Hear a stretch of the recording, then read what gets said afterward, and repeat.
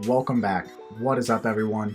Today I wanted to talk about the steps you should take if you haven't invested before and you want to start investing, or if you're kind of new to it, or if you're just not sure, or maybe you're looking for a better path to do it. Maybe, I wouldn't say a shortcut, but the proper way to do it. Now, if this sounds like something you're interested in, let's get into it.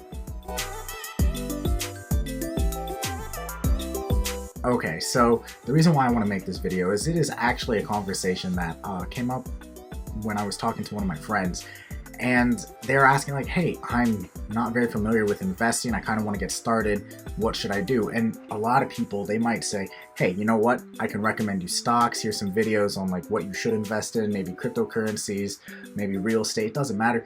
But that's not the proper first step. The proper first step, all right, one is make sure you have all your expenses already covered, okay?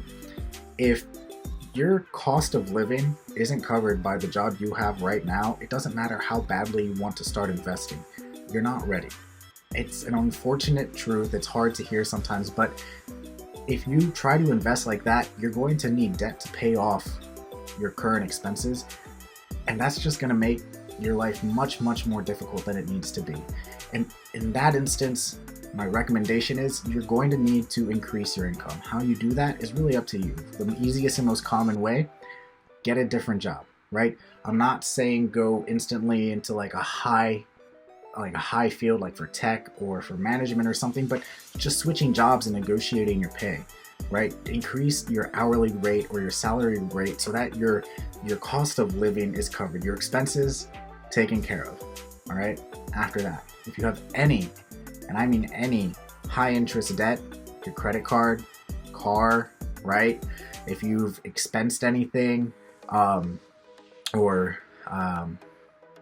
monthly payments on anything, and it's high interest, get rid of that first, because paying off that debt is an instant 100% plus your interest rate of return. So a very simplified way to think about it is if you have a 50% interest rate on your credit card, right, which absurdly high, and your minimum is $20 a month. That minimum $20 a month is to maximize how much you have to pay long term, so the credit card company can make as much money off of you while making it seem affordable month to month. But if you can pay $21, now here's where it's going to get started, right? You paid $1 more than the minimum. That's $1 you no longer owe on your next credit card report, assuming you don't use your credit card anymore, plus the interest rate that you have on your credit card to that dollar. So you have that $1, which is a 100% no longer owe that, plus your 50% interest rate. That's a 150% return on your money. Oversimplification of things, but that's the way to look at it. Now, if you have low interest rate debt, such as a mortgage or something, it doesn't apply so much, because at some point, especially if you have a fixed mortgage rate, it's amortized.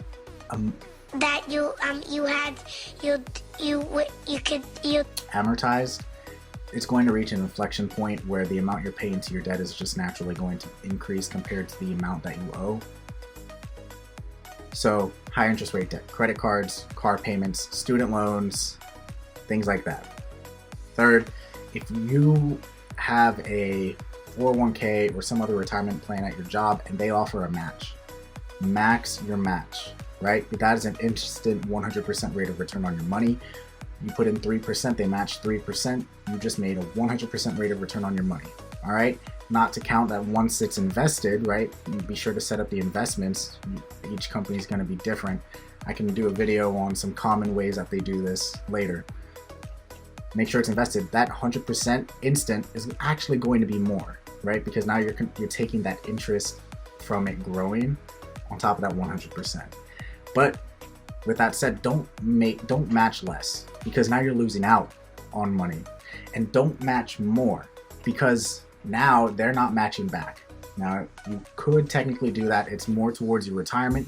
It's not a bad thing at all. However, realize you are now missing out on the match. It's not ideal. So max the match. Don't do more. Don't do less. Third, right, if you have enough income, right, or I guess fourth, you have enough income is the first thing. The second thing is paying off your high interest debt. And third, you've maxed out your 401k match, go and try and start a Roth IRA. All right, Roth IRAs are, with very few exceptions, tax-free because you pay your money. They are after-tax dollars. You pay your taxes before the money goes into the account. It grows. You collect dividends. A lot of these dividends that would otherwise be unqualified, or you still have to pay taxes on them as ordinary income, are not going to be like that in a Roth. Now, there are some exclusions, but for the most part, for 99%, you're not going to have to pay taxes, assuming you reach the age of retirement and you can now withdraw that money. All right, max the Roth IRA. Right now, actually, even Robinhood is doing a match on the Roth. Most companies will not match a Roth, and that goes for brokerages as well as work. But Robinhood is doing a 1% match for all its members, and if you are a gold member, they're doing a 3% match. Now, it doesn't sound like a lot, but if you max your Roth with the current 2023 limit of a little over $6,000, that's going to put over $180 back in your pocket at the 3%. At 1%, it's a little over $60. That doesn't sound like a lot, but give it time, right? Time in the market is better than timing the market, and you will see amazing returns on that.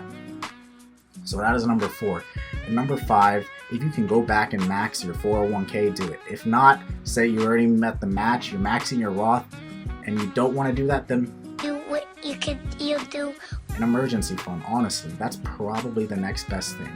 Make sure you are able to save, so if you lost your job tomorrow, you had all your finances paid, right, for 3 to 6 months. And if you can have more than that, great. That means you might have a little bit more of a luxurious 3 or 6 months, or maybe you could even go a year without working if you're in one of those rare fields where it's extremely tough to find a job, or if you're really lucky, or if you just need some time off. So increase your income, right? Max or pay off higher interest rate debt, max the match, open a Roth, max your Roth, and then create an emergency fund. Okay? Now, some people might say create an emergency fund first. Typically, that's not a bad thing. However, a lot of these accounts, in the event of an emergency, you are allowed to withdraw money tax-free, even though there are limits and stipulations with that. So, to an extent, the emergency fund is sort of built into these. Now, I don't recommend taking money out of them. It does hurt your retirement if you're not able to put money back in. However, that contingency is there. So that would probably be my order of operations on if you are new to investing or haven't started investing or are looking for a better way to do it. That's where I would start. All right, now if you like this, please consider subscribing to the channel and liking this video, or even leave comments down below supporting me. It really motivates me so I can keep bringing you videos. All right, it's just great. But yeah, if you like this, consider helping out the channel. And with that said, until next time.